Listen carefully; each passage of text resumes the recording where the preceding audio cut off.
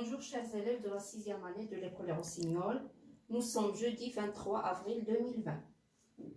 On a une leçon de conjugaison intitulée le subjonctif présent.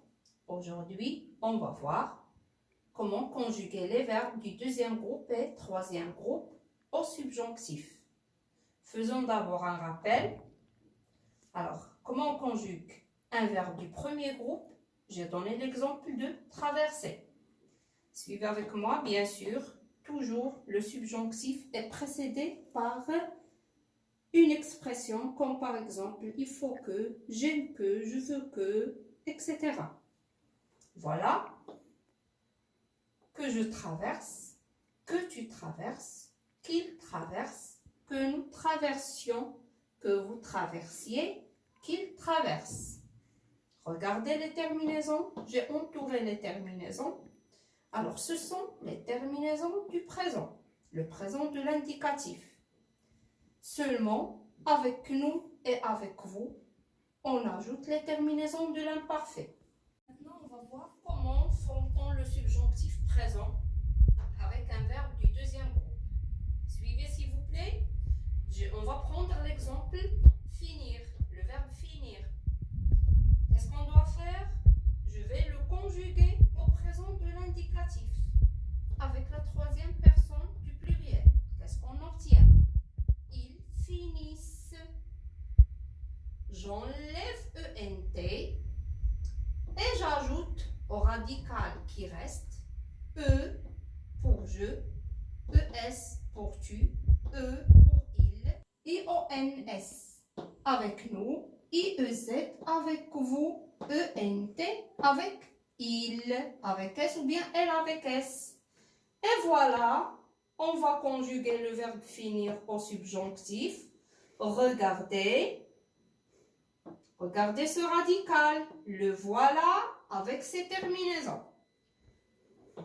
Bien sûr, on va dire par exemple, il faut que je finisse, il faut que tu finisses, il faut qu'il finisse, il faut que nous finissions, il faut que vous finissiez, il faut qu'il finisse.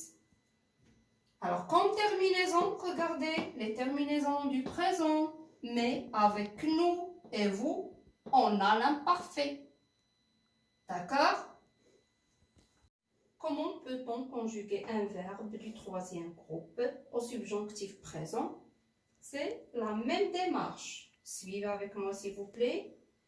Le verbe prendre.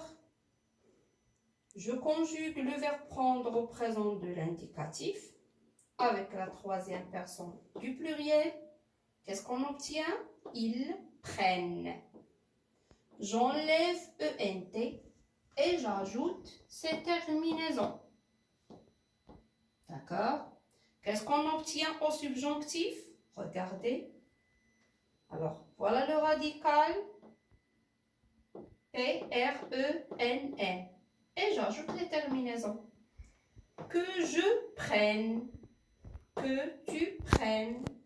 Qu'il ou bien qu'elle prenne. Que nous prenions. Que vous preniez.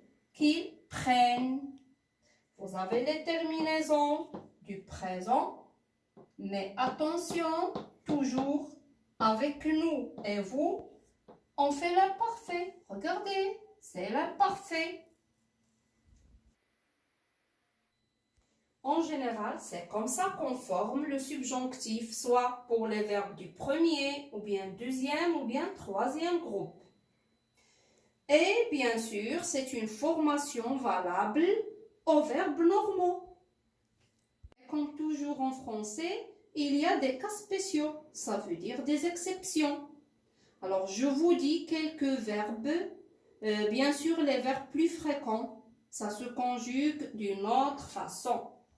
Il faut les apprendre par cœur. Voilà des exceptions. Alors, ces verbes ne suivent pas les étapes que j'ai déjà citées. On trouve faire, on dit que je fasse, que tu fasses, qu'il fasse, que nous fassions, que vous fassiez, qu'il fasse. Regardez, même s'ils ne suivent pas la règle déjà donnée, regardez, ils gardent les mêmes terminaisons. Avec nous et vous, terminaison de l'imparfait, les autres, terminaisons du présent. Allez, comment on va le conjuguer? Que j'aille, que tu ailles, qu'il aille, que nous ayons, que vous ayez, qu'ils aillent. Pouvoir, que je puisse, que tu puisses, qu'il puisse, que nous puissions, que vous puissiez, qu'il puisse. On trouve aussi savoir, que je sache, que tu saches, qu'il sache, que nous sachions, que vous sachiez, qu'il sache. Regardez, tous ces verbes gardent les mêmes terminaisons. On trouve aussi le verbe être et avoir. Bien sûr, on a déjà vu ces verbes dans la séance précédente. Donc, s'il vous plaît, pour ces exceptions, il faut les mémoriser par cœur. Voilà, à la fin, vous avez un exercice d'application. Vous faites les exercices 1 et 2, page 51, dans le livre Coquelicot. J'espère que vous avez bien compris la leçon. À la prochaine.